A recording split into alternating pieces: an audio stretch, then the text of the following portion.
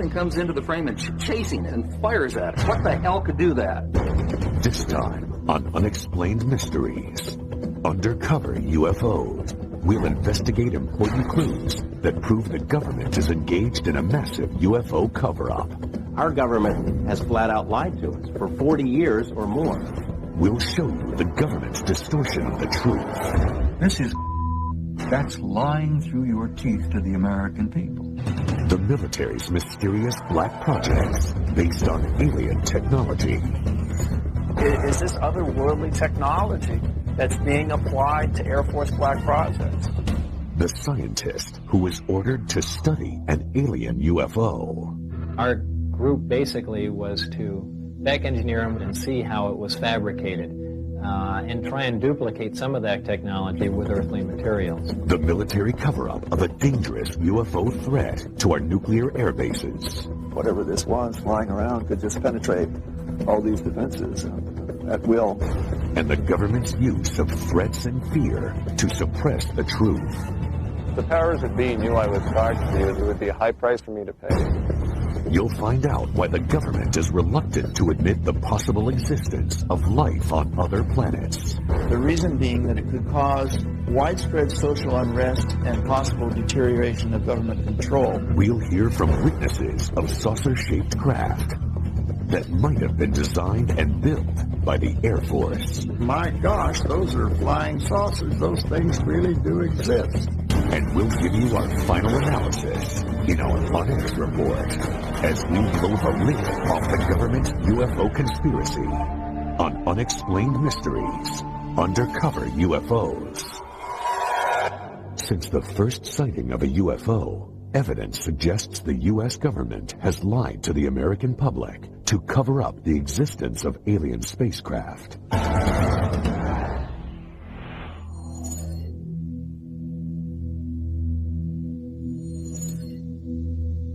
Our government has flat out lied to us for 40 years or more.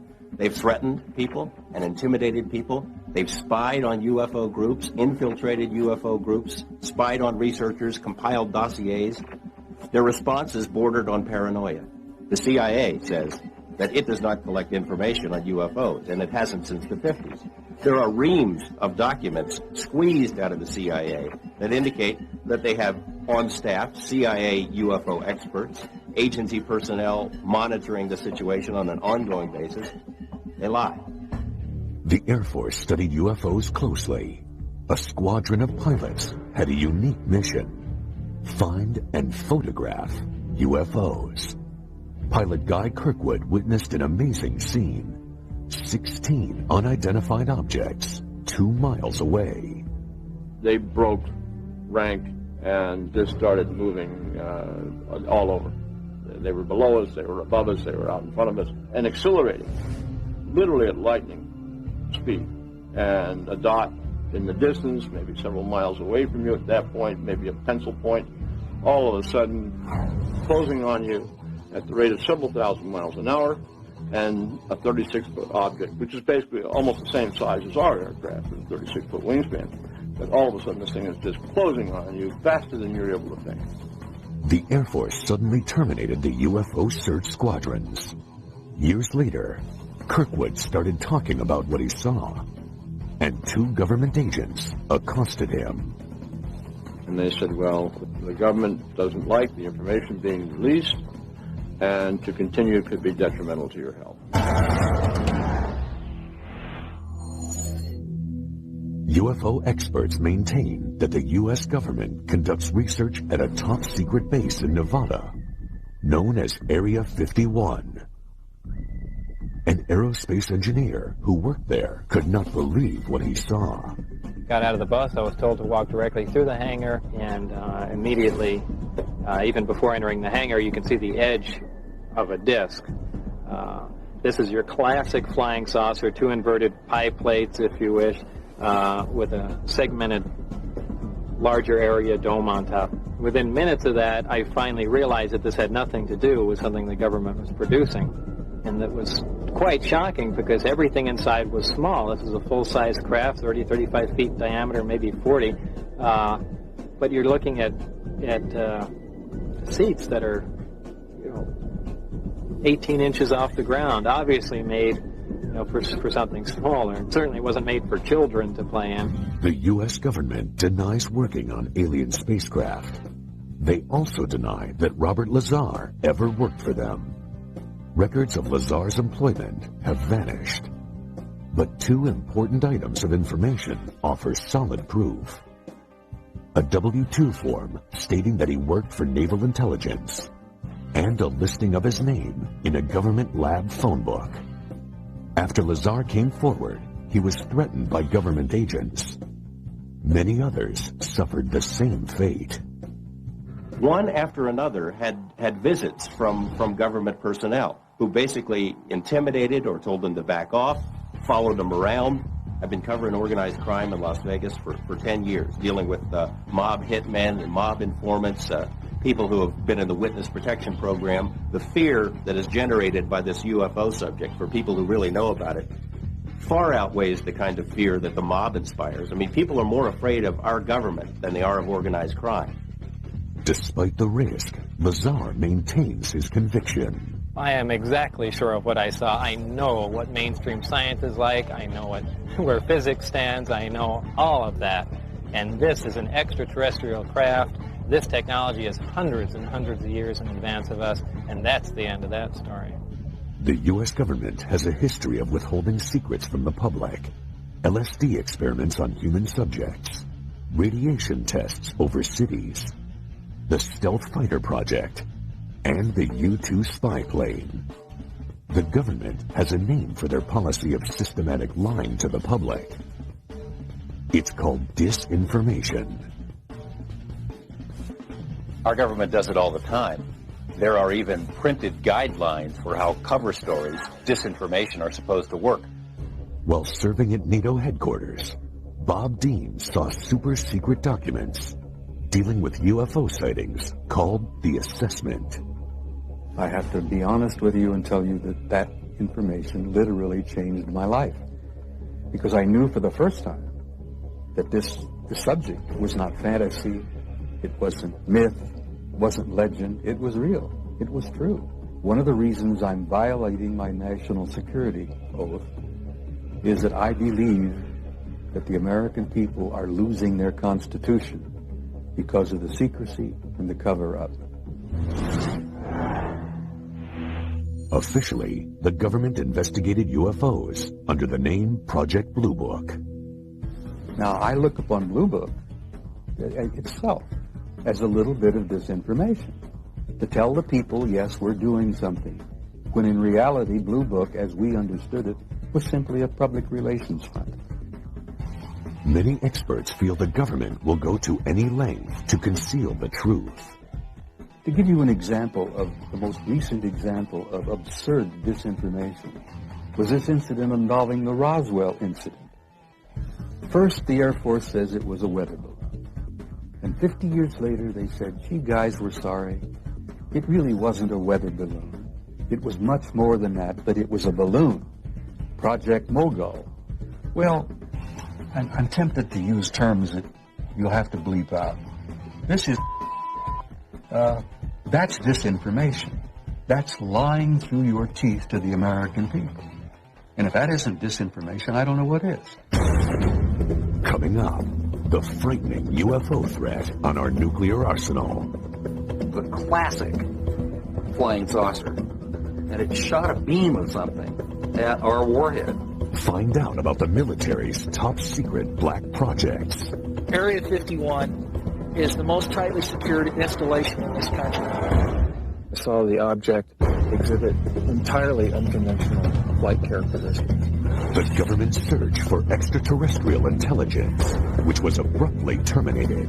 The government would never make that leap of faith that the public would be able to handle the fact that we are receiving intelligence signals from somewhere else. Eyewitnesses who saw UFOs parked on an airbase. Hey, my interest perked up instantly when I began to see literally hundreds of photographs of all types of quote-unquote flying saucers.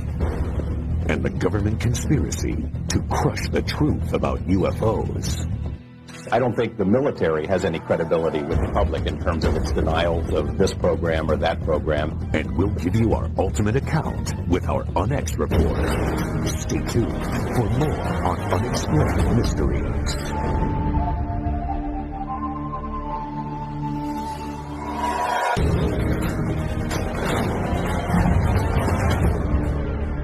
Unexplained Mysteries, Undercover UFOs.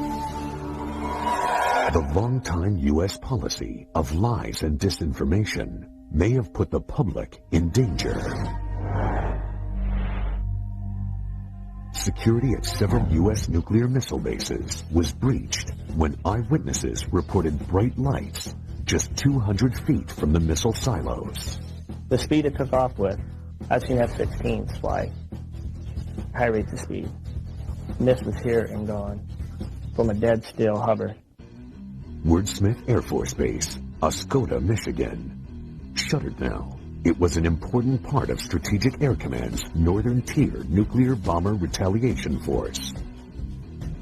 An alarm sounded when several unidentified objects showed up on radar, and they were headed straight for the airbase. Stop Rock with an expedited scramble. Authentication time is 1906. Scramble. Roger that. As UFOs flew towards the nuclear weapons storage areas, jets tried to intercept them. But by the time the pilots got there, they were gone. There were at least a dozen U.S. and Canadian military bases that were overflown during a 3-week period. Air Force personnel reported numerous sightings and radar contact of the UFOs in official documents. All of the incidents took place near nuclear weapons facilities. When one object came low over a weapons storage area, that appeared to demonstrate a clear intent over this area, meaning it seemed to have intelligence. I was awakened in the morning by a bright, glowing orange colored light. Looked out over the creek. There was a large, glowing orange oval-shaped object. It hovered over there for, I'd say, good 3 to 4 minutes. It sped off at a high rate of speed, heading away from the air base. I was scared. There was fear running through me. In their public accounts, the Air Force officially denied all the reports. It's very difficult to find military witnesses because they're, at the time, covered by regulations. I decided, along with several other researchers, to file Freedom of Information requests with the Pentagon. The Air Force documents stated, quote, penetration of sensitive areas during the hours of darkness have prompted the implementation of Security Option 3 at our Northern Tier bases, unquote. The reason this is so significant and interesting is that they seem to be focused on atomic weapons. These bases, because of what they stood for, they were our massive retaliation capability, and therefore they were very high security bases. Whatever this was flying around could just penetrate all these defenses at will. The important question, did the UFOs affect the missile's ability to launch? Malmstrom Air Force Base had several intrusions near missile silos, one involving an object which, according to one witness, hovered over the silo and somehow managed to change the tracking numbers on the missile. According to the witness, the missile had to be removed and retooled to make it work again. And to see this, not in UFO books, but in government military messages, was a real eye-opener. And I think that if the public had known that at the time, there would have been great alarm. About 10 years before, Air Force Lieutenant Robert Gibbs witnessed something remarkable.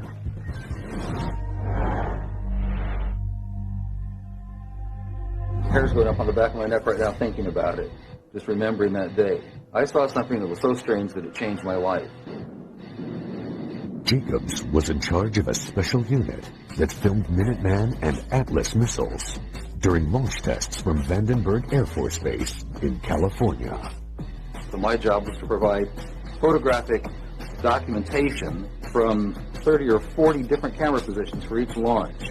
We launched onto the missile and we saw all 3 stages of powered flight. The camera followed the missile through its successful flight. Now what we didn't know is what else we had got besides the missile. Soon after, Project Director Lorenz Matzman called Jacobs into his office.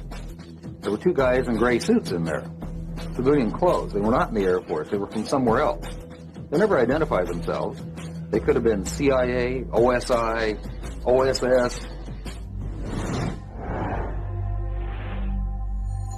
All four of the men watched the film of the missile flight.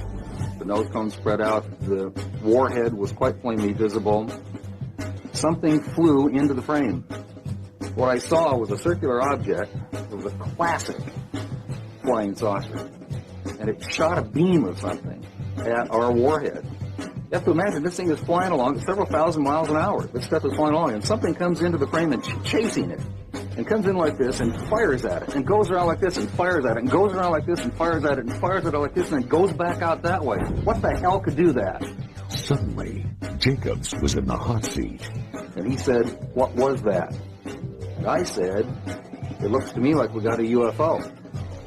And he said, "You are never to say that again. As far as you're concerned, Lieutenant Jacobs, this never happened." And I was sworn to silence, reminded of the severity of a security breach, and told to leave the room. After keeping silent for many years, Jacobs went public. The Air Force responded with complete denial. The Air Force denied that I was ever there. Despite the existence of the film, the Air Force denied that Jacobs was in charge of the Special Photo Unit. They even denied he was in the Air Force at the time. They denied everything. Records reveal that Jacobs was in the Air Force, that he was in charge of the photo unit, and that he was filming that day. Major Matzman, his commanding officer who screened the film with him, wrote a letter confirming Jacobs' account of the UFO. The Air Force is probably not going to like this film, but there's nothing they can do about it. It exists. It documents the telescope, the people who were there, including me. And if there are any ramifications about it, I guess I just don't care anymore. Next on Unexplained Mysteries, is there a connection between top-secret black projects and UFO sightings? Certainly some of these things are going to look very strange. They're very unlike aircraft with which people are familiar. Is the military using alien technology in its black projects? I think the technology at Area 51 originally came from somewhere else. And what happens to people who want to get close to Area 51? I think that could be the biggest and perhaps the last mistake they are going to make in their life. We'll show you why NASA terminated its own probe that was getting information to life on Mars. They said that NASA or the government might want to consider keeping the information from the public. And the government abruptly stopped its search for extraterrestrial life. For certain people, that's not something that they want to either believe in or allow anybody to know that they believe in. We'll expose what the government does to military officers who report UFOs. I got letters from high-ranking officers that they had no record of such an aircraft ever existing. And we'll sum up the UFO conspiracy in our UNX report. There's much more to come on Unexplained Mysteries. Undercover UFOs.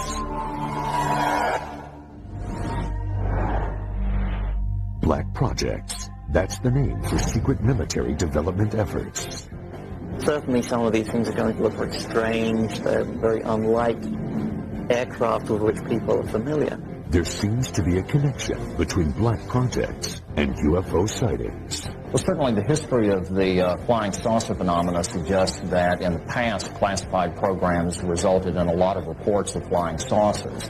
And if you see all of the instances where conventional aircraft have been misinterpreted as flying saucers, it's quite easy to understand how unconventional aircraft could receive a similar misinterpretation. In the Nevada desert, we have things out there that are literally out of this world. Groom Lake, Nevada, also known as Area 51, where experts believe the military is working on top-secret projects.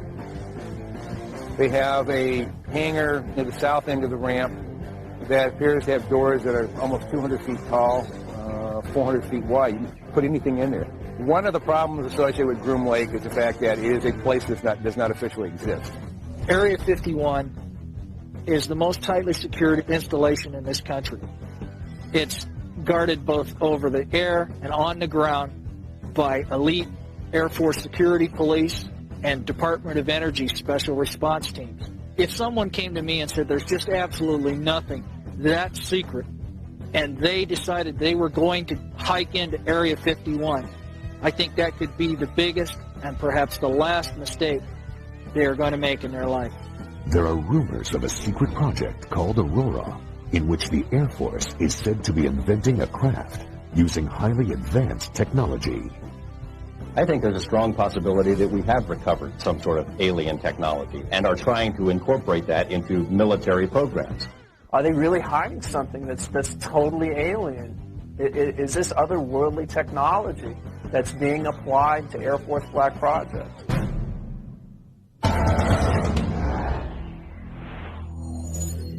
Sonic booms have been reported in Los Angeles, evidence of high-speed, unidentified craft. They've been traced back to Groom Lake, Nevada. We really can't tell what's moving. The only thing we see is there's a sonic boom that's telling us that something is moving faster than the speed of sound. So actually, we can't even tell it's an airplane. The military maintains its position of denial.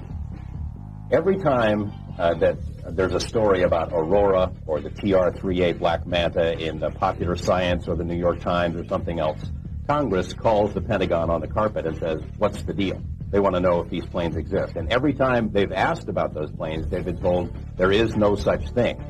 The military has established a pattern of denial concerning these highly capricious wild aircraft beginning in the late 50s and continuing to this day. 2 UFO experts investigated Area 51 up close. They saw several red-orange objects in the sky. They started at great height, seemed to descend, and then flared out. It was startling. Then a series of silver pewter flashes went directly across the horizon at terrific speed. One of these silver flashes went directly up into the air. The bottom one seemed nearly to hug the ground. When they tried to leave the base, they were stopped by security. Boom. Headlights come on. There was an M16 pointed at us. And here we were faced with a life and death situation. But we also knew that we had crossed the line back into public domain, and therefore we were saved. 3 months later, Mark Farmer saw the same red-orange flying objects. I saw the object exhibit entirely unconventional flight characteristics. At times, it would wobble around in the sky and appear very unstable. At other times, it would be in a rock-hard hover. It was an oblated sphere, multicolored, crimson on bottom, blue-green on top, much brighter than anything else in the sky. Robert Lazar, the aerospace engineer who worked at Area 51, is convinced that these objects were experimental Air Force craft developed from alien technology. He claims there are at least 9 flying saucers stored there. I was part of a back engineering group, and our job was basically to look at these recovered discs, and I say recovered because I don't know really where they came from. Whether they were given to us, we found them, shot them down, who knows what. But our group basically was to back engineer them, which means to start with a finished product and go backward and see how it was fabricated, and try and duplicate some of that technology with earthly materials. To me, Bob Lazar is credible. Over the past couple of years, I've spoken to literally dozens of people who have worked at that facility out there in Nevada. I think the technology at Area 51 originally came from somewhere else.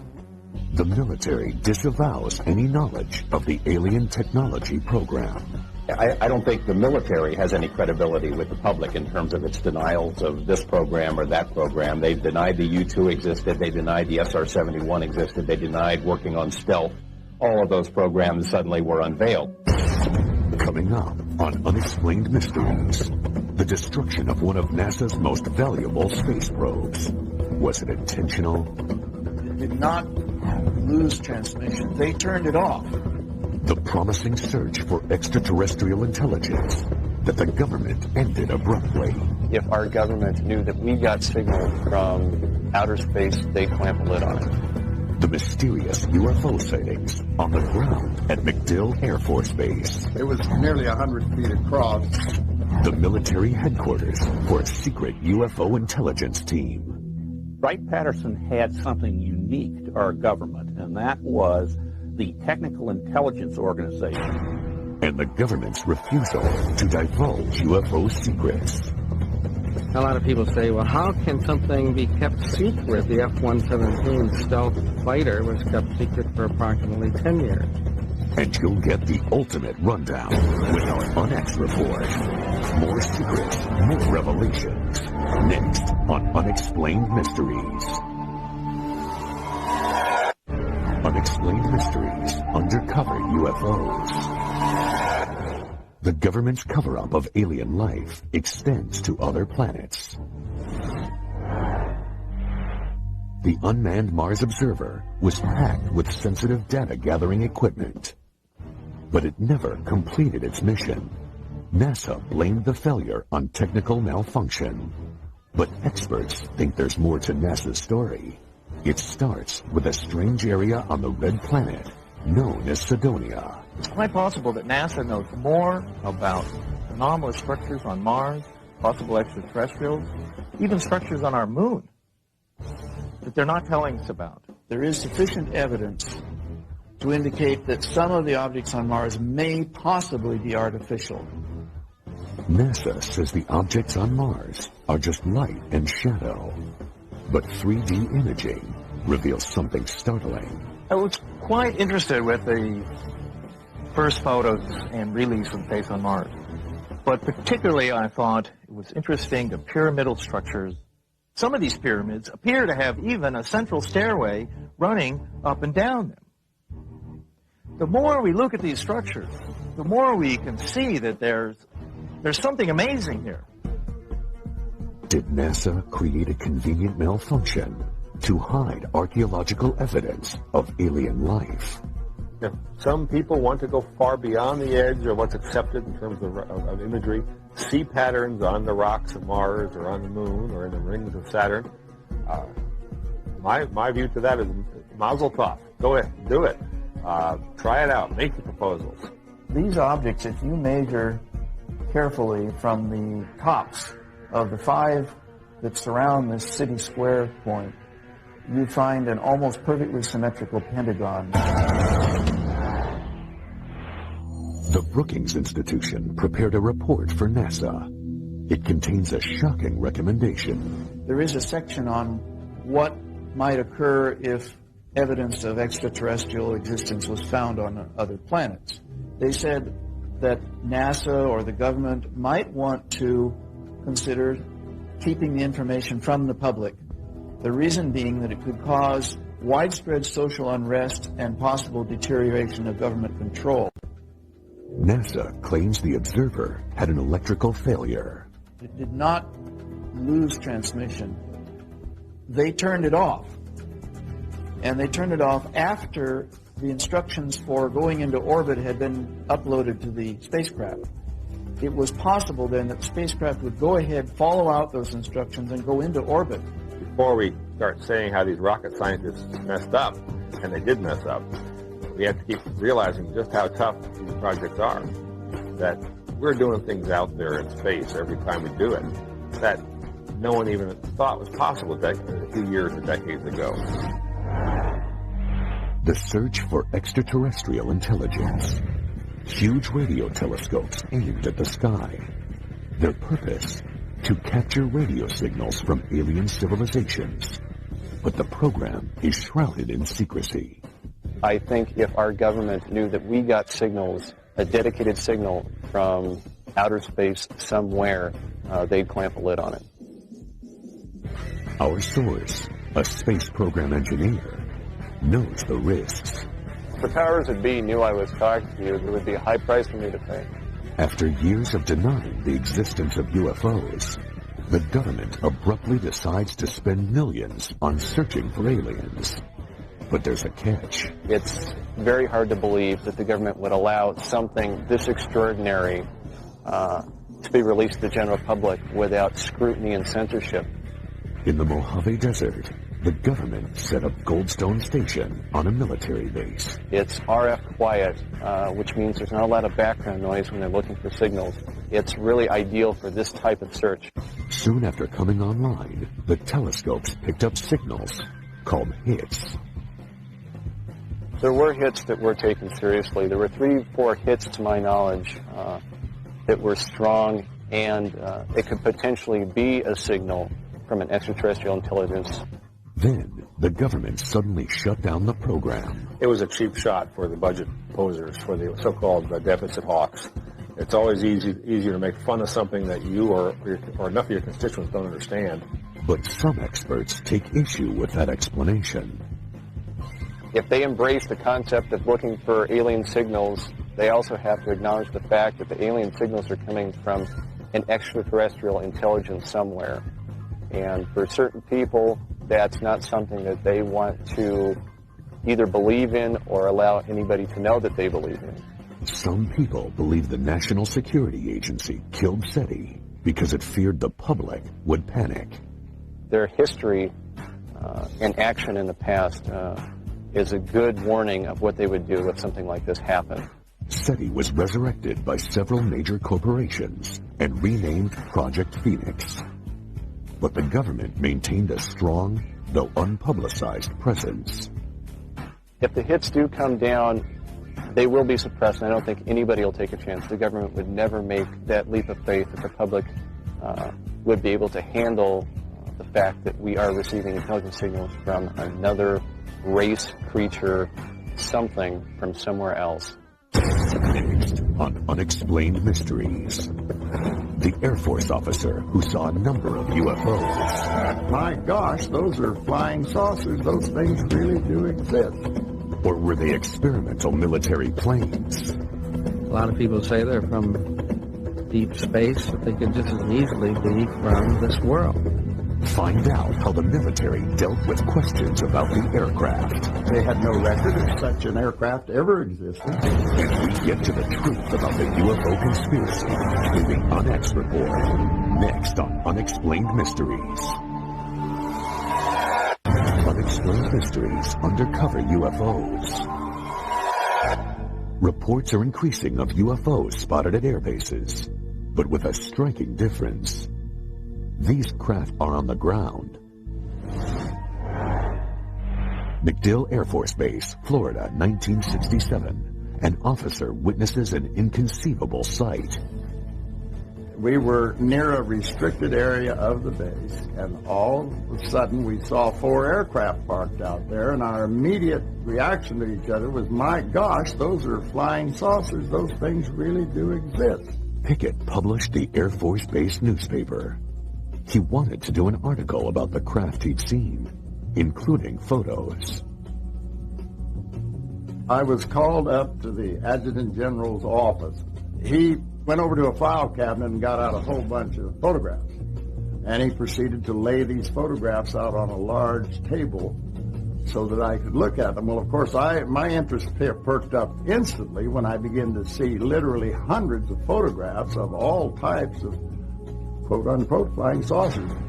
The Air Force refused to allow Pickett to publish the article. That night, eyewitnesses in Miami reported a large number of UFO sightings.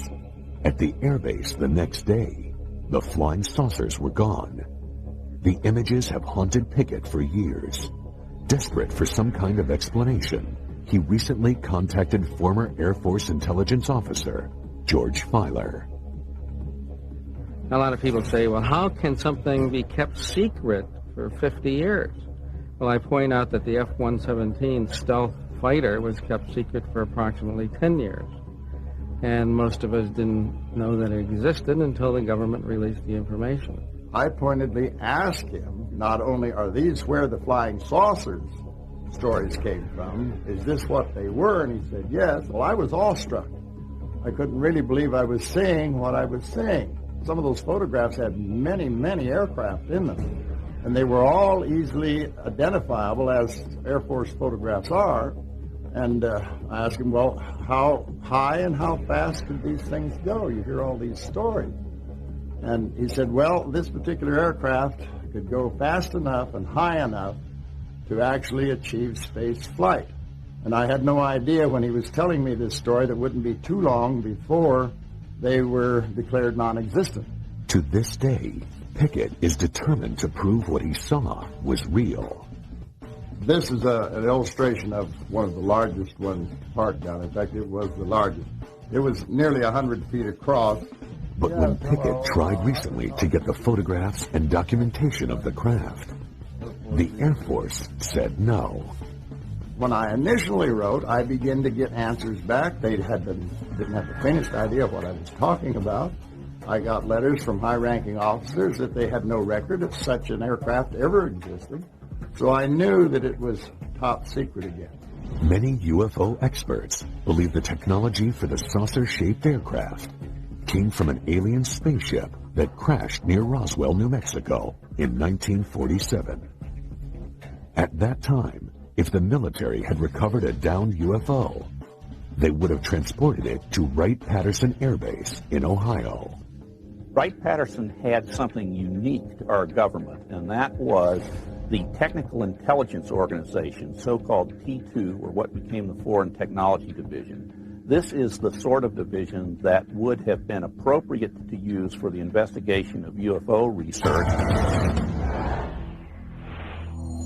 3 former Wright-Patterson employees filed aircraft patent requests. The designs looked suspiciously like flying saucers. Some people think their inspiration was the extraterrestrial craft that crashed near Roswell. So there's something out there that people are seeing. And the question, of course, is who do they belong to? A lot of people say they're from deep space, you know, but they could just as easily be from this world. Next, the Onyx Report. The answers you want to hear about UFOs. Are they alien spacecraft, military aircraft, or advanced Air Force vehicles based on harvested alien technology? You'll hear the final word on the possible UFO threat and military cover-up. And we'll take one last look at the military's intimidation of innocent UFO eyewitnesses. We'll wrap it all up for you with our Onyx Report when Unexplained Mysteries returns.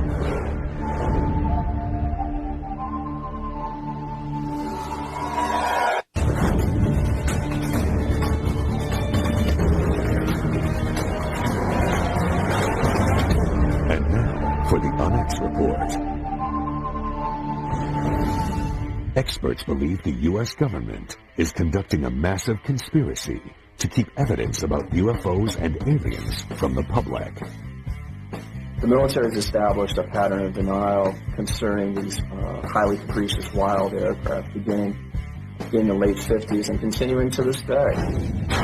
Thousands of witnesses have reported seeing unknown flying craft with similar details. A 36-foot object, which is basically almost the same size as our aircraft, a 36-foot wingspan. This is a full-size craft, 35 feet in diameter. This is your classic flying saucer. If something comes into the frame and chasing it, and comes in like this and fires at it, and goes around like this and fires at it, and goes around like this and fires at it, and fires at it like this, and then goes back out that way. What the hell could do that? The government UFO conspiracy begins with denial. And he said, "What was that?" And I said, "It looks to me like we got a UFO." And he said, "You are never to say that again. As far as you're concerned, Lieutenant Jacobs, this never happened." The government even has a word for its systematic pattern of lies: disinformation. Our government does it all the time. There are even printed guidelines for how cover stories, disinformation, are supposed to work. That's disinformation. That's lying through your teeth to the American people. The conspiracy uses threats and intimidation, even targeting military personnel. The powers that be knew I was talking to you. It would be a high price for me to pay. They've threatened people and intimidated people. They've spied on UFO groups, infiltrated UFO groups, spied on researchers, compiled dossiers. Their responses bordered on paranoia. And they said, well, the government doesn't like the information being released, and to continue could be detrimental to your health. The military cover-up conceals UFO breaches of national security. That when one object came low over a weapons storage area, it appeared to demonstrate a clear intent over this area, meaning it seemed to have intelligence. The conspiracy withholds reports of radio signals from outer space that confirm the existence of alien life. It's very hard to believe that the government would allow something this extraordinary to be released to the general public without scrutiny and censorship. And the government denies the reverse engineering of their infamous black projects. I think there's a strong possibility that we have recovered some sort of alien technology and are trying to incorporate that into military programs. I got letters from high-ranking officers that they had no record of such an aircraft ever existed. Secrets can be kept. Secrets are kept. And every time they've asked about those planes, they've been told there is no such thing. Why does our government hide information on extraterrestrial life from us? The reason being that it could cause widespread social unrest and possible deterioration of government control. How do you prove a government cover-up when their tools are denial and disinformation? Only facts made public will verify the conspiracy. Until then, it will remain an unexplained mystery. Our government has flat out lied to us for 40 years or more.